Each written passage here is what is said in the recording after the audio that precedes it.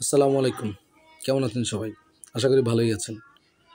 তো বর্তমান বাংলাদেশে যে ঐকমত্য কমিশনে সংস্কার বিষয়াদি নিয়ে রাজনৈতিক দলগুলোর মধ্যে ক্রমাগত আলোচনা পর্যালোচনা চলছে। কাউন্টার এবং পাল্টা কাউন্টার দেওয়ার চেষ্টা চলছে বিভিন্ন বিষয়, এবং প্রত্যেক দলের জায়গা থেকে, এবং বলা হচ্ছে যে দেশের স্বার্থে সকলে সর্বোচ্চ ছাড় দিচ্ছেন বা আলোচনা চলছে। ইতিমধ্যে আপনারা শুনে থাকবেন যে বিএনপি বিএনপি কিন্তু ইতিমধ্যে 10 বছর একজন প্রধানমন্ত্রী থাকতে পারবেন, এই বিষয়ে কিন্তু তারা মত দিয়েছে, যেটা নিয়ে অনেক দিন ধরেই আলাপ আলোচনা চলছিল। এবং ভিন্ন ক্ষেত্রে দেখা যাচ্ছে যে মিল না হলেও একটা বিকল্প প্রস্তাব চলে আসতেছে। তো এক্ষেত্রে বিএনপির তারেক রহমান অবশ্যই এখানে ধন্যবাদ পাওয়ার যোগ্য, কারণ বাংলাদেশের বর্তমান যে পরিস্থিতি, এখানে বাংলাদেশের জনগণ একটা বিশাল অংশ বিশ্বাস করেন যে প্রধানমন্ত্রী হিসেবে এই মুহূর্তে যে দলগুলো আছেন তার মধ্যে তারেক রহমান এগিয়ে আছেন। তারপরে সেক্ষেত্রে আসলে এই যে 10 বছর চা তারপর আর প্রধানমন্ত্রী থাকবেন না, এই বিষয়ে সর্বোচ্চ স্যাক্রিফাইস কিন্তু বিএনপি তথা তারেক রহমানকেই করতে হয়েছে। আর এক্ষেত্রে বিএনপি যেহেতু বড় দল, এবং বড় দল হওয়ার ফলে তাদেরকে যে কাজটা করতে হয়েছে যে তাদের প্রতি গণমানুষের প্রত্যাশা অনেক হাই, প্রত্যাশা অনেক বেশি। সেই প্রত্যাশার জায়গা থেকে যেটা হয়েছে যে তাদের প্রত্যাশাও বেশি, এবং মজার বিষয় হলো তাদের ক্ষমতা যাওয়ার সম্ভাবনাও আপাত দৃষ্টিতে বেশি।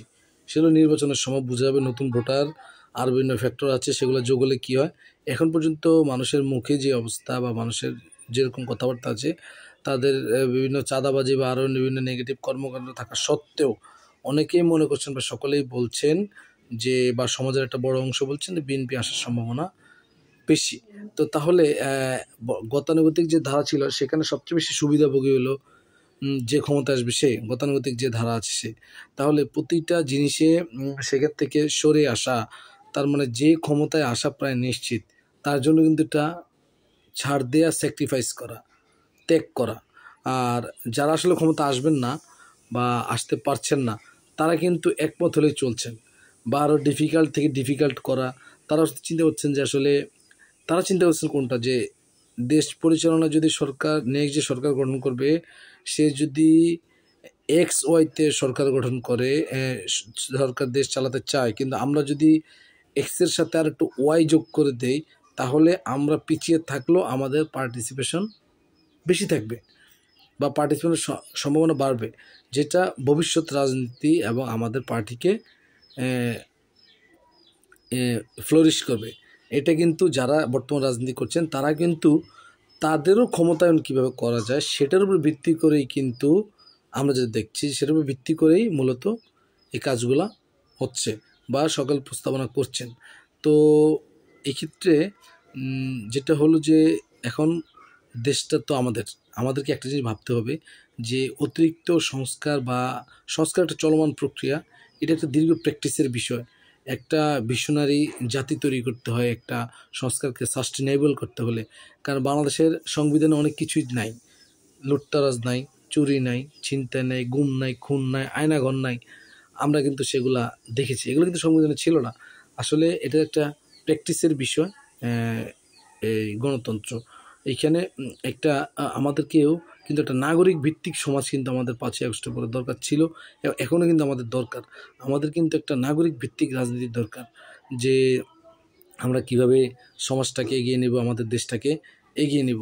আমাদের কিন্তু একটা জিনিস মাথায় রাখতে হবে যে আমরা কিন্তু আসলে আমেরিকা বা ইউরোপ না, যে আমাদের নাগরিকরা ওই ধরনের সচেতন বা আমাদের এই অধিকারগুলো আদায়ে রাষ্ট্র হিসেবে সচেতন। রাষ্ট্র হিসেবেও আমরা যেমন বাংলাদেশ, এবং জাতি হিসাবেও আমরা কিন্তু বাংলাদেশের নাগরিক, এবং আমরা কিন্তু বাঙালি এবং বাংলাদেশের নাগরিক। আমরা কিন্তু আমাদের যে ডেভেলপমেন্ট, এই ডেভেলপমেন্টটা কিন্তু আমাদের মাটি থেকেই হতে হবে, এবং এটাই কিন্তু বাংলাদেশের জাতীয়তাবাদ, যে আমাদেরকে আমাদের মাটি থেকেই আমাদের জাতির, আমাদের দেশের ডেভেলপমেন্ট, গণতন্ত্র সব কিছু আমাদের এখান থেকে উত্থিত হবে, বাইরের কোনো প্রেসক্রিপশনও না। বাইরের প্রেসক্রিপশন এখন মনে করেন আমেরিকা স্টাইলে যদি আমি গণতন্ত্র চালাতে চাই বা আমার দেশ চালাতে চাই, এটা হবে না, এটা আউট অ্যান্ড আউট ফেল করবে। কারণ আমরা তো আসলে আমেরিকা না, আমরা তো আমেরিকার কোনো জায়গা না। আবার দেখেন যে সালেহ আহমদ উনি কিন্তু বলেছেন যে যখন নির্বাচন, এর আগে কিন্তু আইএমএফ টাকাটা ছাড় দিচ্ছিল না। তো যখন নির্বাচনের একটা সম্ভাবনা তৈরি হয়েছে, একটা সময় ফিক্সড করা হয়েছে, তখন কিন্তু আস্তে আস্তে ছাড় দেওয়া শুরু করছে। এবং বলা যেতে পারে যে এই নির্বাচনের এই যে ডেট যখন হয়ে যাবে তখন ইকোনমিক আরও বেটারভাবে ঘুরে দাঁড়াবে। দেখুন এখন তো আসলে একটা অন্তর্বর্তীকালীন সরকারের একটা সময়, এই সময় তো আসলে ওইভাবে ইনভেস্টমেন্ট আসবে না। কারণ সকলে সিকিউর চায় যে আমি আসলে কার সাথে কন্টিনিউ করব। এটা একটা স্বাভাবিক ব্যাপার। এটা কোনো সরকারের ব্যর্থতা এই ধরনের কিছু না। তো এই পরিস্থিতিতে এই যেটা হয় যে একটা নির্বাচিত সরকার আসলে এই দেখবেন যে আস্তে আস্তে ইনভেস্টমেন্ট বাড়তেছে।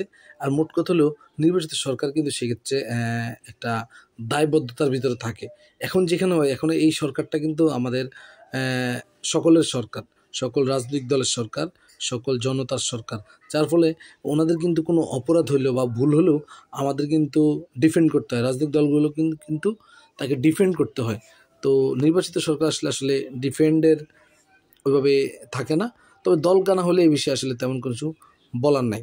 তো এক্ষেত্রে আরেকটা কথা বলতে চাই যে বাংলাদেশের যে উত্থান, সেটা বাংলাদেশ থেকেই হতে হবে। বাংলাদেশের যে গণতন্ত্র, সেটা বাংলাদেশ থেকেই হতে হবে। আমরা এমন কোনো সংস্কার করব না বা সংস্কারকে এত বেশি জটিল প্রক্রিয়ায় নিব না, যাতে মনে করেন যদি এমন হয় যে পরবর্তী সরকার আসলো সে আসলে দেশই চালাতে পারতেছে না, রাষ্ট্র চলতেছে না। তো আসলে এটা আমাদের জন্য খুব বেশি ভালো লক্ষণ নয়। কারণ সেক্ষেত্রে আপনি যখন রাষ্ট্র চালাতে না পারবেন, তখন এরপরে যে আসবেন তার জন্য কিন্তু বিষয়টা অনেক ডিফিকাল্ট হবে।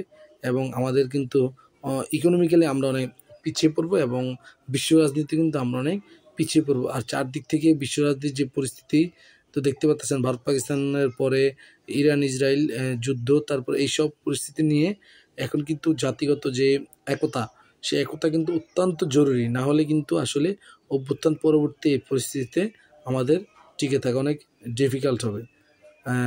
তো সকলে ভালো থাকবেন। আজকে এই পর্যন্তই। আসসালামু আলাইকুম রহমতুল্লাহ।